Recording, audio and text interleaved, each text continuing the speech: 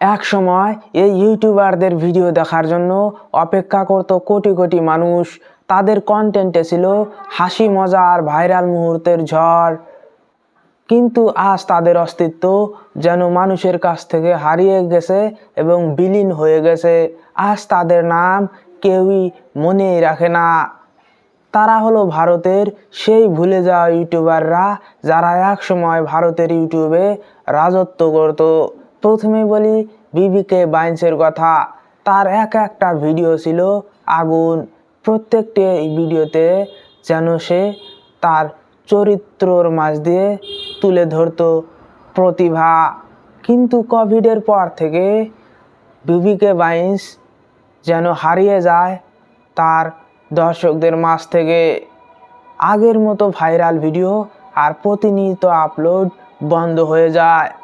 যে মানুষগুলো বিবিকে বাইন্সকে বানিয়েছে তাদেরকে ভুলে এখন সে লড়তেছে নিজের স্বার্থের জন্য।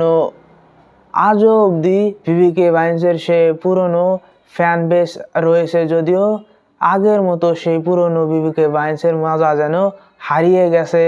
দ্বিতীয়তে বলবো এমন একজন ইউটিউবারের কথা যে ভারতের ইউটিউব হিস্ট্রিতে ইতিহাস গড়েছিল এবং হয়েছিল এশিয়ার মোস্ট সাবস্ক্রাইব ইউটিউবার।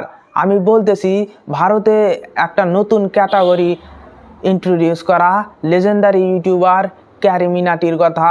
হ্যাঁ, আপনারা ঠিকই শুনেছেন, ক্যারি মিনাটি হলো সে ব্যক্তি যার জন্য ভারতে আজও অবধি রোস্টিং এত পপুলার। তার একটা রোস্টিং যেন কোনো সিনেমার চেয়ে কম ছিল না। তার ভিডিও ইউটিউব ভার্সেস টিকটক ইতিহাস গড়েছিল, পেয়েছিল কোটি কোটি ভিউসও। কিন্তু তারপর থেকে ক্যারি যেন আস্তে আস্তে নীরব হয়ে যায় এবং দূরে চলে যায় তার লিজেন্ডারি স্টাইল রোস্টিং ভিডিও থেকে। এখন সে ফোকাস করে গেমিং, ব্র্যান্ড প্রমোশন আর সিনেমাতে। আর এভাবেই একজন লেজেন্ডারি রোস্টার আমাদের মাঝ থেকে দূরে সরে যায়। শেষে যে ইউটিউবারের কথা বলবো, সেই ইউটিউবার যারা টেক ভিডিও অর্থাৎ মোবাইল আনবক্সিং এবং গ্যাজেট সম্পর্কে দেখতে ভালোবাসে, তাদের জন্য ইমোশন।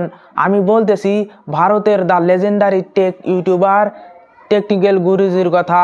এক সময় টেক মানে ছিল টেকনিক্যাল গুরুজি, কিন্তু আজ টেকনিক্যাল গুরুজির স্থান নিয়ে নিয়েছে নতুন নতুন মুখ।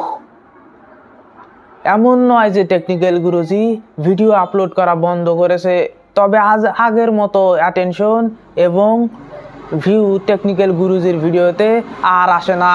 কেননা অডিয়েন্স পরিবর্তনশীল, অডিয়েন্সের চাহিদা পরিবর্তনশীল। তাই তারা এখন টেকনিক্যাল গুরুজিকে ছেড়ে অন্য কারোর ভিডিও দেখে। শেষে আমি আর একটা কথা বলতে চাই যে ইন্টারনেটের ফেম কখনো স্থায়ী হতে পারে না। আজ আমি ট্রেন্ডিংয়ে রয়েছি, কাল আপনি ট্রেন্ডিংয়ে আসবেন, আবার কাল অন্য কেউ ট্রেন্ডিংয়ে আসবে এবং আপনি মুছে যাবেন।